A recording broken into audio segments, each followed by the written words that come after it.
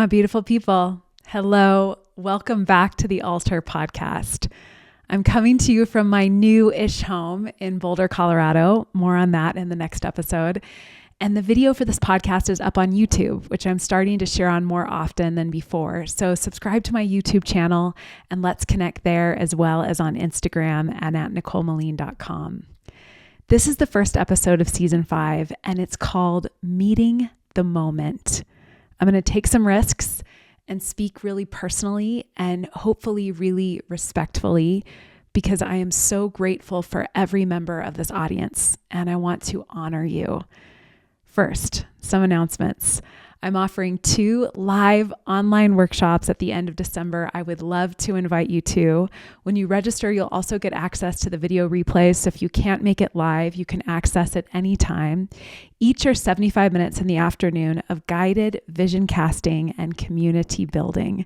The Integrate workshop will be on the day after Christmas, December 26th, and we will be integrating this whole wild year together, moving through the Integrate Year in Review journal or any journal that you want to use together. And the Envision workshop is going to be on December 30th to cast your vision for 2025, especially for your creativity, your health and your strength, and your leadership. Those are the themes in particular that we're going to be focusing on. Both of these workshops are included in my Visionary Volume 1 Your Dream Year course. So if you want to deep dive into redesigning your life in honor of your bravest dreams, I'm going to say that again. Redesigning your life in honor of your bravest dreams. Get access to your dream year and both workshops immediately at NicoleMoline.com/visionary, which is also linked in the show notes.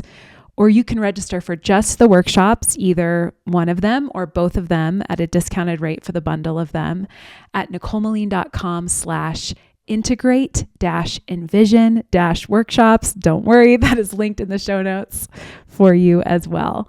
The Dream Year course includes the Envision Planner and the Integrate Journal, and the workshops include a coupon for 50% off the planner and the journal, which is a great gift to anyone in your life, maybe kids or family members especially, to connect them with their dreams for themselves in the world. I mean, what better gift that can you give than that? I've used the Integrate Planner to spark amazingly meaningful conversations with people in my life, getting to know each other so much more deeply. And it's so fun to hear stories of folks who have used the planner or journal as an entry point, a jumping off point to the rich conversations that we're all craving. If you're throwing a New Year's Eve party, here is your place setting gift right here. The planner and journal are available at shop.nicolemoline.com. And there's some powerful new altar practices I created to center you and ignite your spirit in this wild month. The Meet the Moment ride. So there's an actual ride that I designed alongside of these themes that we're going to explore today. And the Revive ride and the Heart Medicine mat practice are all new offerings that are at altar.nicolemoline.com. You can join any of the tiers of the membership there for access, or some of those are available just for single purchase by themselves. The mission statement of this podcast is exploring the practice of growth. And for this season, I'm going to add to that, and spirited leadership. Exploring the practice of growth and spirited leadership. What in the world is the practice of spirited leadership? For the last year, I've been working on the 3rd and capstone volume of my Visionary Master Course, Spirited Leadership. The Visionary Digital Course is a 3-part master course in spirited leadership, with Volume 1, Your Dream Year, focusing on the self-leadership to live into your bravest dreams. Volume 2, Sourced, explores how to resource those dreams. And Volume 3 explores how to create and lead a community built on core values, clear vision, and collaboration. And starting this January 8th, included in Visionary, I'm going to be leading a weekly gathering called the Visionary Circle, which is going to be an intentional community of a maximum of 12 women committed to supporting each other's growth. You can learn about and join it at NicoleMoline.com/visionary. So I've been thinking about leadership drawing from all of the examples I've seen and experiences I've had of being well led and the lessons I've learned from leading well at some moments and not so well at others. And thinking about all this against the backdrop of the election we've all just come through here in the United States, which was certainly a study in very different forms of leadership. In the last few weeks, I've been feeling big feelings, along with many of you, and asking myself, how do I lead my diverse community during this time? I'm not a political pundit or a political scientist or someone who's run for office. I facilitate experiences to connect us to our hearts and spirit and to process all those big feelings, to re-embody ourselves every day, to re-embody ourselves and build our strength. That's what altar workouts and meditations and retreats are all about. And it's important to me that this community is diverse, welcoming to all humans, and really trying to understand and honor each other. Some of you in this audience voted for the person who won the presidency, maybe because you reject his ethics, but align with his policies or some of them. Some of you didn't vote because neither candidate inspired you or the whole political landscape feels toxic and overwhelming. And some of you, like me, are processing the deep disappointment of feeling like our country was about to take a gigantic step forward in honoring our diversity and honoring people who have been discriminated against. And instead, we took a gigantic step backward. Maybe like me, you felt the sparkling joy and hope of Kamala's early and all too brief campaign. And to lose the momentum of that hope and vision is pulling you into cynicism. Maybe you feel fear for the future and are mentally spiraling around worst case scenarios. Fear is paralyzing. It puts us in a victim mode rather than a visionary mode. Like the world is happening to us rather than through us. I'm going to share with you some principles, some ways of thinking and doing, thinking and practicing that have uplifted me in the last month. Almost 5 years ago, in the first month of COVID, I did a podcast episode called 10 Principles for Thriving in a Pandemic. And in that spirit, I'm sharing these 7 principles for what feels like another moment of collective crisis. Even if you're not feeling this moment as disappointment, maybe you actually are feeling an enormous amount of hope in this moment. I think we are all united in feeling a sense of uncertainty about the future. We are very much at a turning point. And for some of us, that turning point feels hopeful. And for others of us, that turning point feels almost despairing. And so it's in that spirit that I'm offering these 7 principles for how we face that kind of uncertainty. First of all, this phrase, meeting the moment. And this question, how can I best meet this moment?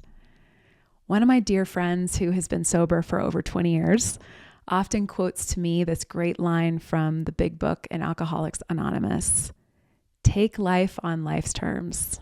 We don't get to choose the moment that we're born into. We don't get to choose what life throws at us. We do get to choose how we dance with it, how we rise to it. We can have the clearest and most ambitious vision for how we want our lives to unfold, but the real art of living and growing is balancing that vision and direction and hustle with flow. Constantly asking ourselves, how is this moment asking to be met? How is this moment asking to be met? One of my favorite lines of pre-election analysis was by Scott Galloway on the Pivot podcast, which I highly recommend. He's an insightful thinker on masculinity and our culture. He said, perfect is not on the menu. True of this last election, true of every election and relationship, perfect is not on the menu. But I choose to believe that perfect for our growth is always on the menu. What is life serving up? How is what feels like an imperfect reality asking us to grow? Leadership is about meeting the moment as it is, not as we wish it was. Meeting the moment as it is and seeing it as an invitation for growth. So whether you've been energized by this past election or if you are feeling depleted, discouraged, and afraid, I have a few lanterns I want to raise for us to call us forward, heartward, to rise to this moment. Principle number 1, dreaming is the antidote to despair. Shift from victim to visionary.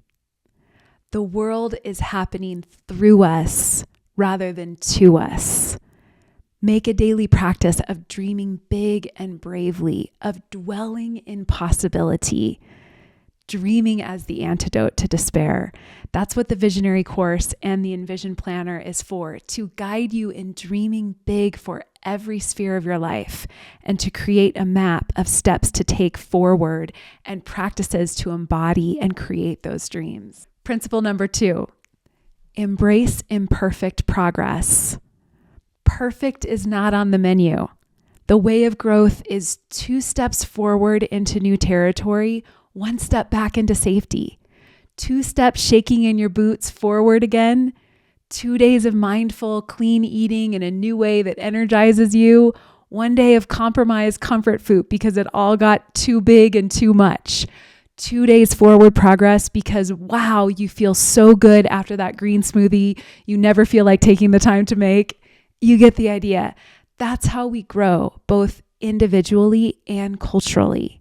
So celebrate progress over perfection. Imperfect progress. That's the only thing that's on the menu. Imperfect progress.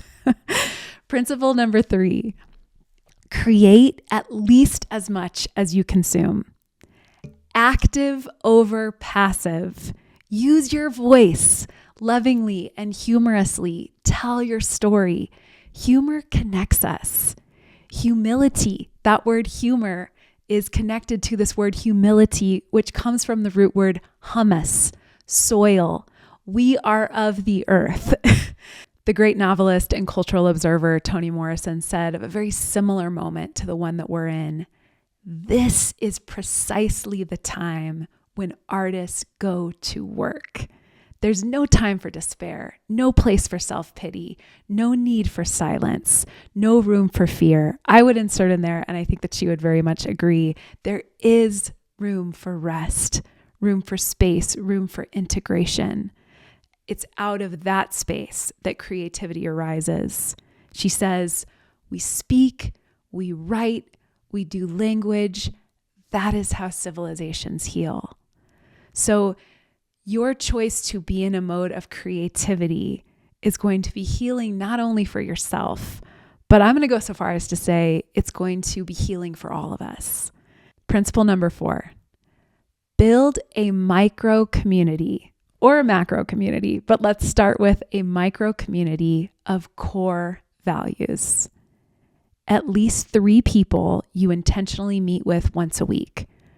Create the worlds you wish existed.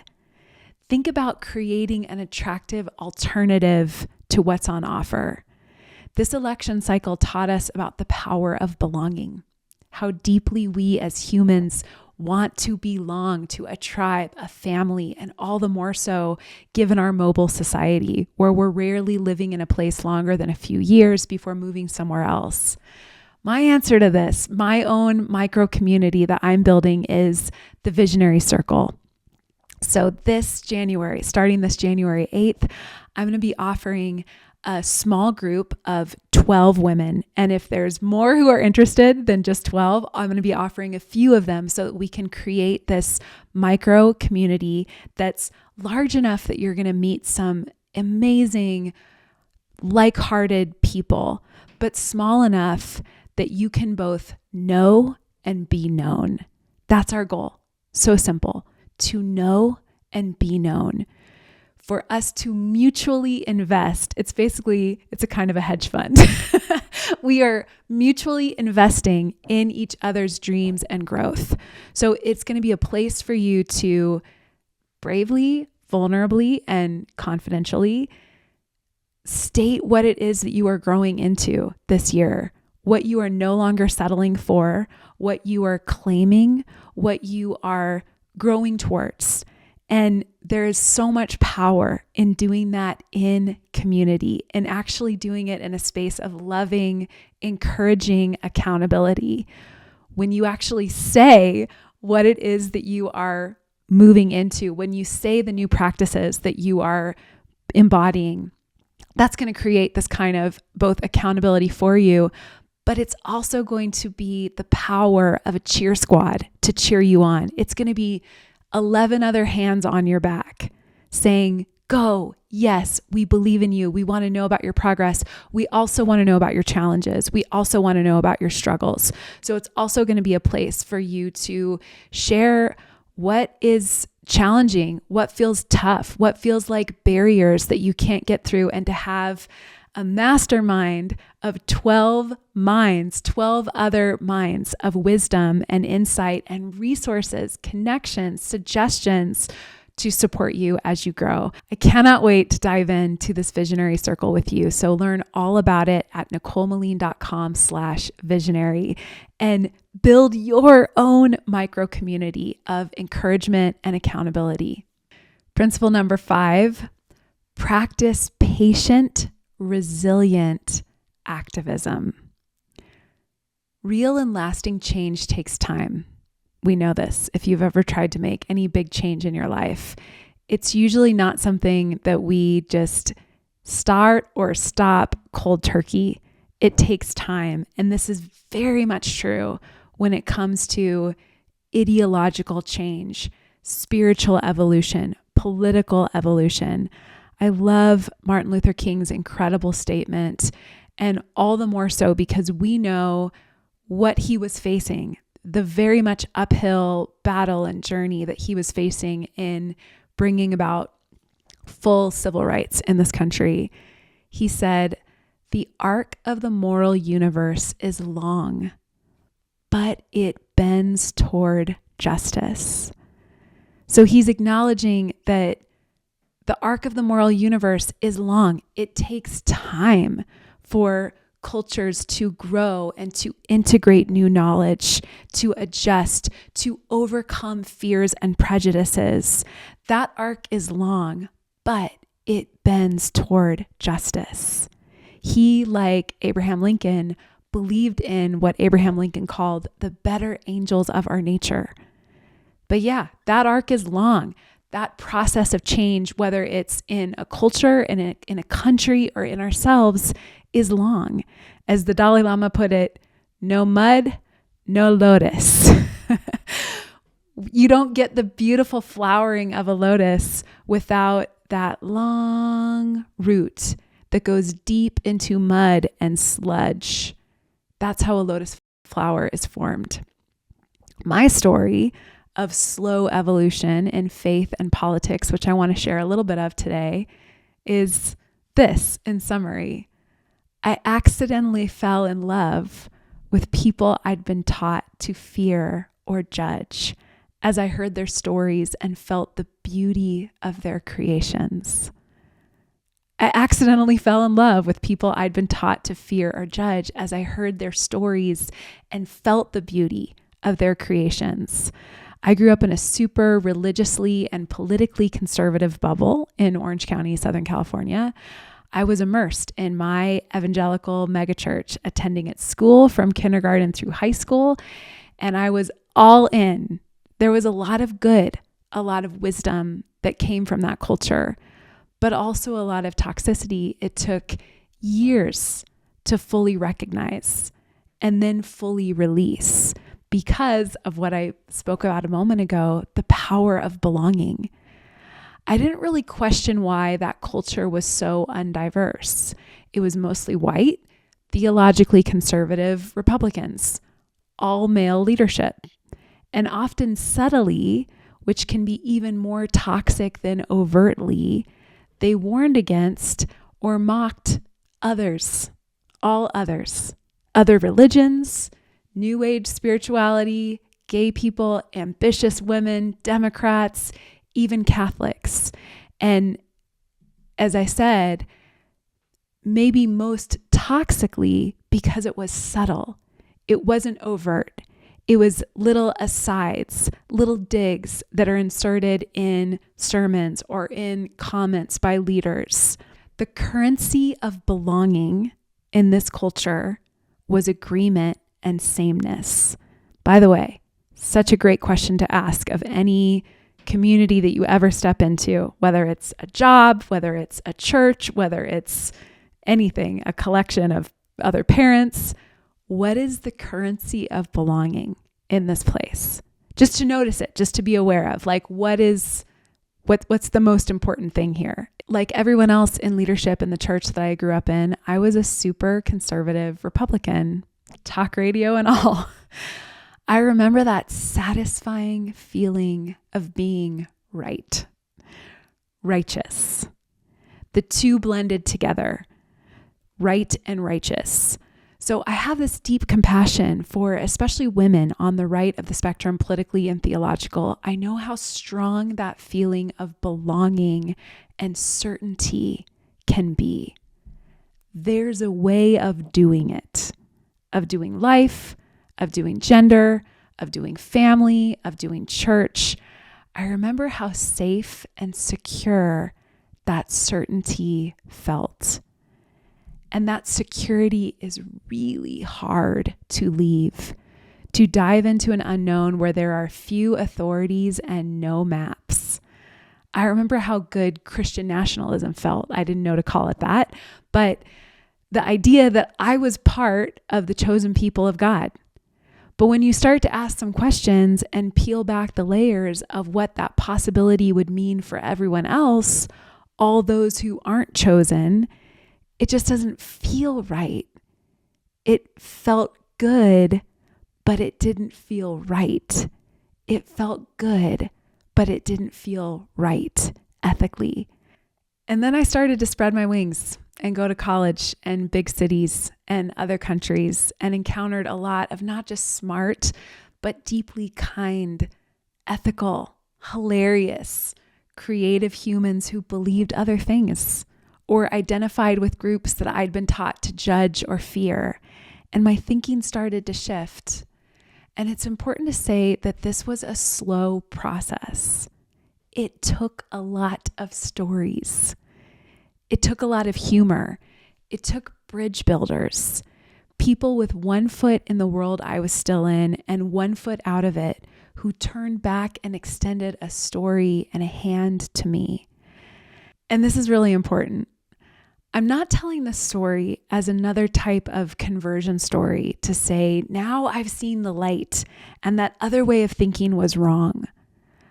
I do think the elements of it that refuse to listen to the real experiences of humans who don't fit into theologically imposed categories of gender or sexuality that were established in a patriarchal system that also condoned military conquest and slavery are wrong and simply outdated. As in, they haven't kept pace with the scientific and information revolution we've experienced in the last couple centuries. And something I'm thinking a lot about right now are the common values between both the right and left in America. Different conclusions, but some common values. And here's the question. How can we start conversations around those common values, coming from curiosity rather than certainty and self-righteousness? It's going to take creativity for that kind of unity, meaning tell your story.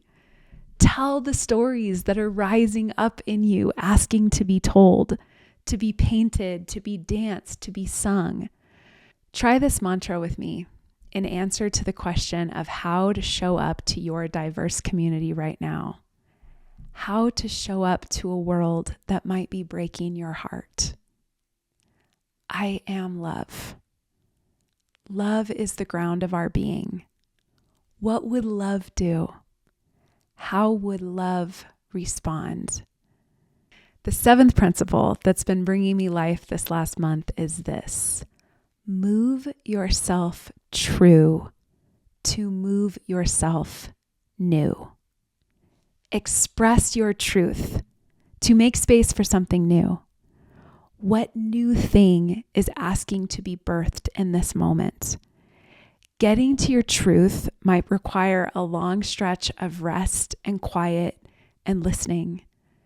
It's another way of saying, first we must integrate before we envision.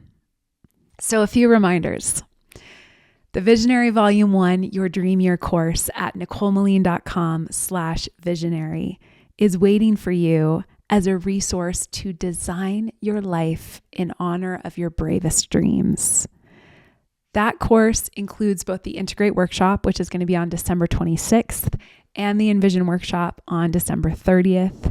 You can also register for just the workshops and a discounted bundle of both of them or either one at NicoleMoline.com/integrate-envision-workshops, which is also linked in the show notes. And new altar practices to help you in moving yourself true to move yourself new at NicoleMoline.com/altar. And since it's prime gifting season, I also want to let you know about my recently created Amazon storefront with all my Amazon favorites, skincare, workout equipment, favorite supplements. It's at amazon.com/shop/NicoleMoline, one word. And it's also linked in the show notes here. And I also want to pass along a bunch of resources that have been helpful for wrapping my head and my heart around this cultural moment and have helped me to be hopeful. So a bunch of podcasts, because podcasts are conversations. And I think that that's a big part of what we need right now. And they're also these little micro communities. The first of these podcasts is called Straight White American Jesus. Don't worry, it's facetious. It is an incredible show. It's two professors of political and religious history who are giving a history of Christian nationalism. I mean, from its very beginnings, pre-revolution, and commentary on how this movement is currently shaping the political landscape. So insightful. Also, Ezra Klein's podcast, The Ezra Klein Show, which is calm, profound editorial that is fair to both political sides and genuinely curious. I love Ezra's spirit of genuine curiosity. Of course, the We Can Do Hard Things podcast, their recent episode on the underside of trad wife culture with Tia Levings is incredible, very much aligned with so much of what we're talking about and the political state of America, how we see that playing out on social media. Pantsuit Politics is another podcast that is hosted by two women from Middle America, Kentucky, who are on opposite sides of the political spectrum and seeking common ground. It's a really unique kind of conversation that's happening. And then I'm also including on this list Poetry Unbound, maybe my favorite podcast ever, with Padraig Otum. And it is straight up soul medicine. I listen to it every time it's out because he does seasons. I'm hoping that he'll move to do this. I'd love this podcast daily, but I love listening to it early in the morning when I'm in that space of possibility. I'm sitting down with my Envision planner, and I love starting the day with poetry because it brings me into this space of possibility and, very importantly, doubleness. Part of what makes poetry different from prose is that there's different ways of reading it. And a great poem is going to play with all of those different types of possibilities, all of those different types of meanings, and weave them in together. And I'm bringing this up also because I think that the way of thinking that poetry invites us to is actually the way of thinking that's going to bring us into any kind of possible unity in this very divided country. It's a way of thinking that can hold two or more contradictions and can make of them a harmony. Poetry harmonizes contradiction, and that is the kind of unity that honors diversity that we're desperately in need of at this moment. So this season on the Altar podcast, we're going to be exploring spirited leadership. And I'll be bringing you some interviews with some of my most revered spirited leaders to deeply resource you. Next episode, I'm going to be sharing some life updates of a year of brave dreams for myself, big moves and big changes for me, a year of self-leadership for me, a year of momentum to also invite you into that spirit, invite you into visionary, invite you into the Your Dream Year course. So stay tuned for this next episode. I want to close with this thought, this mantra. When we meet the moment, we create momentum. When we meet the moment, we create momentum.